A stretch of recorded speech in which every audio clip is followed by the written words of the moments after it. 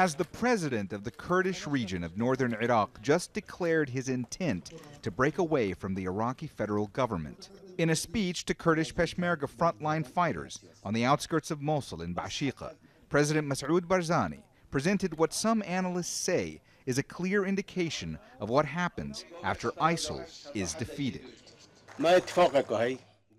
We have an agreement with the U.S., namely an agreement between the Peshmerga and the Pentagon on one hand, and between the Peshmerga and the Iraqi government on the other hand. The agreement requires that the line of defense should not be touched before liberating Mosul. Barzani has previously suggested that the Mosul offensive was to be Iraqi-led. This time he seems to be going further. Independence is the natural right of our people, and we will never give up such a right under any condition. And we have discussed this matter clearly and openly with Baghdad, which gave us a positive response. And if we have not managed to build a true partnership, come on and let's build a real neighborhood, as we do not need to go into another round of war and bloodshed. Government leaders in Baghdad have reacted with the Prime Minister's office saying there is no new agreement.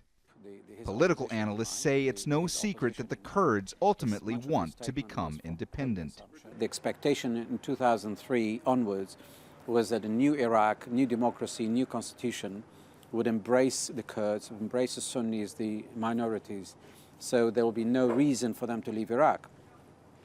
But the way events unfolded, the civil war, Iraq's dysfunctionality, lack of inclusiveness and investment in good governance meant that Iraq is increasingly deteriorating, and the Kurds are not seeing Iraq as a home for them, and their claim is vindicated for seeking independence.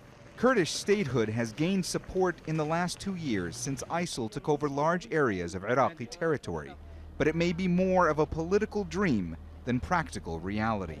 The Kurds are a minority group in 4 countries: Iraq, Iran, Turkey, and Syria.